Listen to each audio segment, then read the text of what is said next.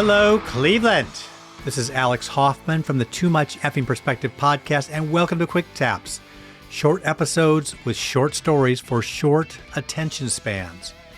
Our theme is License to Kill, which is what our guests today think the person driving them to their gigs must have had. Our first story is told by Matt Lowell from the band Low Moon, which recently dropped their album I Wish You Way More Than Luck. Matt tells us about the time Low Moon was touring the East Coast with a driver who drove everyone nuts. Buckle up for this one. We had a front of house tour manager that had been with us for a while, but had to go and do these other gigs. So we had to fill in. This guy that we had never met. And he's like, I'll drive from Philly to Boston. And everyone in that band knows that I actually love driving on the East Coast. But I was like, all right, whatever. I'm tired. I'll let this guy drive. And 2 hours go by. I was napping. I wake up. I play an hour of FIFA.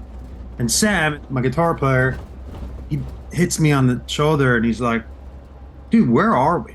And I look out the window. I'm like, I have no idea where we are. And Philly to Boston, I was like, I know those roads. And Chrysanta, our bass player, is up front with the driver. And I yell, I'm like, where are we? And then I open my Google Maps and it's 6 hours. And I'm like, we have 6 hours? The drive from Philly to Boston is like at most 5 hours. We've been driving for 3 hours. And I yell up, what's going on up there? Where are we going? And Chrysanta turns to me. She's like, I've been telling him to follow the Google Maps, but he won't use Google Maps. He thinks he knows where he's going. He's literally doing it by just feel. He has no idea where he's going. He's just following signs. We've ended up 6 hours out of the way. And I'm screaming from the middle row of the Sprinter van. I'm like, pull the fucking van over. And Chrysanta's like, I told you Matt was going to lose his mind. Like, I knew you were going the wrong way. But he was so stubborn, he wouldn't listen. Honestly, Chrysanta says it's because she's a girl. He wouldn't listen to her. I actually believe that to be true. It was a fucking nightmare. I was like, you're never driving again. And if you're driving this van, you're going to use Google Maps or Maps. Starting Route 2 Boston. And I ended up driving the rest of the way. It was basically a 12-hour drive day from Philly to Boston. And he never got behind the wheel again. I would never let him drive. Only experience I've ever had on the road where I've counted down the days for someone to not be there anymore.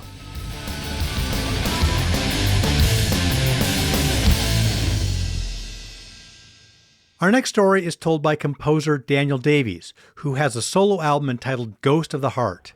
Daniel shares with us about a driver whose name was definitely not John, or Lou, or even Pee-wee. This bus driver who was drunk, he was drinking tequila. I was like thinking, this is terrible. Why don't you just pull over and go to the bathroom? He was like, I'm not going to pee from Ohio to Canada. A 16-hour drive. And then I called whoever and was like, gotta get rid of this guy. He's drinking. There's like 8 people in here. That's a little dangerous.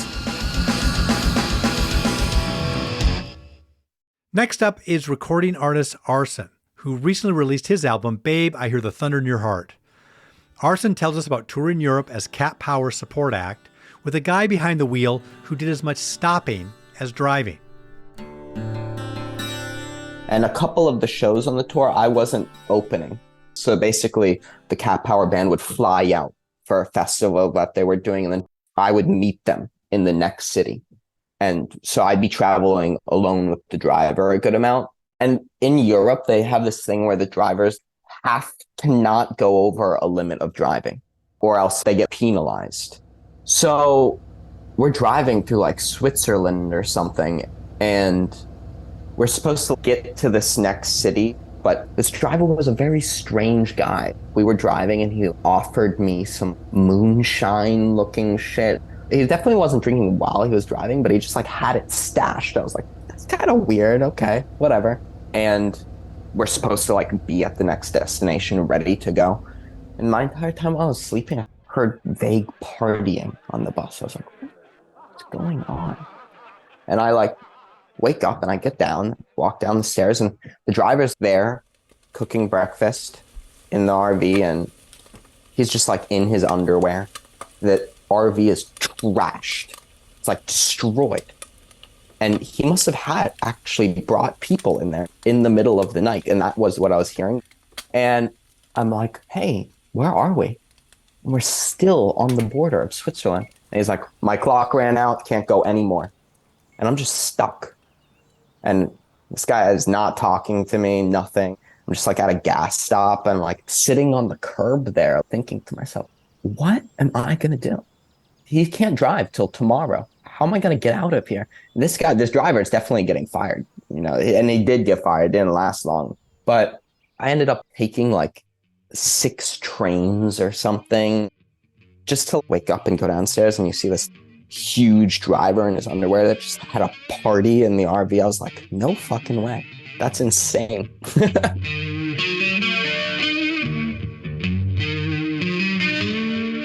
And finally, the inimitable Citizen Cope, whose new record is Live from Venus, Volume 1. Cope shares about a driver he had on a recent tour who also had a record, only his was of a criminal variety. There's not that many great bus drivers out here now. And we were lucky enough to get a bus on the road. And our bus driver's a real nice guy. But he informs me that he just got out of jail for felony attempted manslaughter. It stabbed a guy with a pool cue, but the guy didn't die.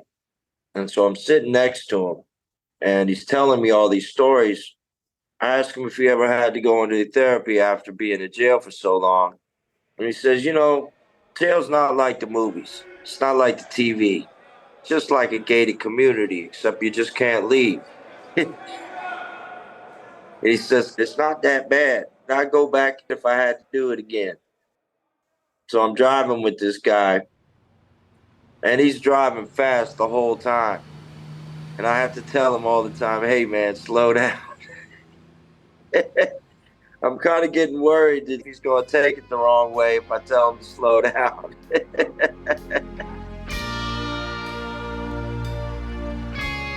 Thanks for letting me take you on a spin through some outstanding Spinal Tap moments. If you enjoyed it, please follow, rate, and review us on Apple Podcasts, Spotify, or wherever you listen. Tune in next week when my co-host Alan Keller and I return for more Spinal Tap moments on Too Much Effing Perspective. Although it would be as great as having armadillos in our trousers, this podcast is not affiliated with This Is Spinal Tap, and no person or entity connected with the film has sponsored or endorsed its content. This podcast is not affiliated, sponsored, or licensed by Authorized Spinal Tap LLC or Century of Progress Productions.